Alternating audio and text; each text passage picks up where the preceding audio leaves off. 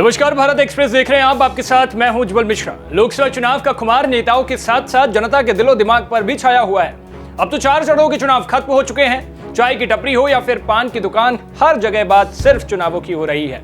नेताओं की ओर से एक दूसरे पर लगाए जा रहे आरोप प्रत्यारोप के बीच आइए जानते हैं चुनाव से जुड़ी 16 मई की वो बड़ी खबरें जिन पर पूरे दिन रही देश की नजर। सबसे पहली और बड़ी खबर, दिल्ली के मुख्यमंत्री अरविंद केजरीवाल ने आज लखनऊ में सपा सुप्रीमो अखिलेश यादव के साथ एक साझा प्रेस कॉन्फ्रेंस की और बीजेपी पर तीखा हमला किया। सीएम केजरीवाल ने कहा कि अगर ये लोग जीत गए तो 2 से 3 महीने में योगी को मुख्यमंत्री पद से हटा देंगे। उन्होंने कहा कि बीजेपी की 220 से भी कम सीटें आने जा रही हैं। वहीं प्रेस कॉन्फ्रेंस को संबोधित करते हुए अखिलेश यादव ने कहा कि देश का जो माहौल है, 4 चरणों में बीजेपी चारों खाने चित हो गई। बीजेपी जो 400 पार का नारा दे रही थी कि उसकी 143 सीटों से भी कम सीटें आ रही है, ऐसा अखिलेश यादव ने कहा।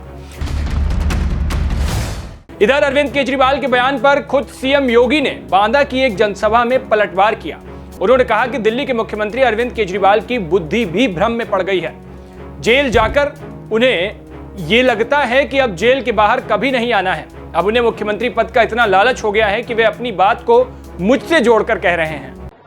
अध्यक्ष, दिल्ली के मुख्यमंत्री अरविंद केजरीवाल की बुद्धि भी भ्रम में पड़ गई है। और जेल क्या गए कि जेल में जाकर के उनको ये लगता है कि अब जेल के बाहर कभी नहीं आना है। तो अब उनको मुख्यमंत्री पद का इतना लालच हो गया है कि वह अपनी बात को मेरे साथ जोड़ने का प्रयास कर रहे हैं। ये जेल जाने का एक रिएक्शन है। लेकिन मैं एक बात कहना चाहता हूं केजरीवाल जी, ये जेल जाने का आपका अनुभव दिल्ली वासियों के लिए तो बड़ा सुखद है, क्योंकि आपने हाथ में झाड़ू तो लिया, लेकिन आपने अन्ना हजारे जी के सपने को पानी फेरने का काम जरूर कर दिया।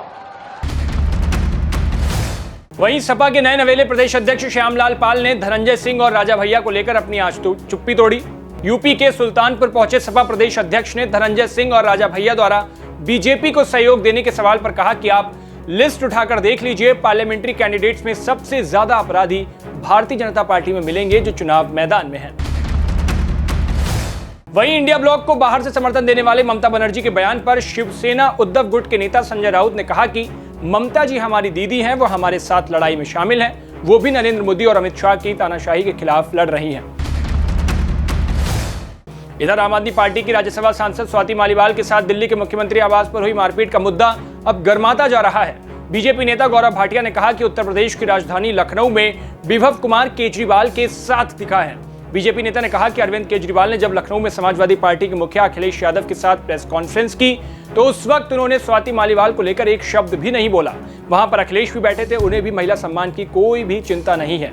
वहीं आपको बता दें कि अरविंद केजरीवाल जब पंजाब दौरे पर भी हैं, जब वहां गए तो विभव कुमार उनके साथ नहीं दिखे। इधर आप सांसद स्वाति मालीवाल से कथित मारपीट मामले में एक तरफ तो जहां लखनऊ में अरविंद केजरीवाल ने चुप्पी साध ली, तो वहीं कांग्रेस नेता प्रियंका गांधी ने आज कहा कि अगर सही मायने में कुछ गलत हुआ है तो मैं उस महिला के साथ खड़ी हूं। अगर स्वाति मालीवाल मुझसे बात करना चाहेंगी तो मैं बात करूंगी।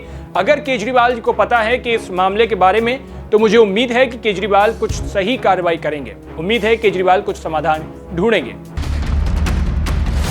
वहीं चुनाव प्रचार के लिए बिहार के मधुबनी पहुंचे गृहमंत्री अमित शाह का एक बयान जमकर वायरल हो रहा है। उन्होंने मंच से कहा कि मधुबनी के क्षेत्र में पहले बड़ी मात्रा में गोहत्या के मामले सामने आते थे।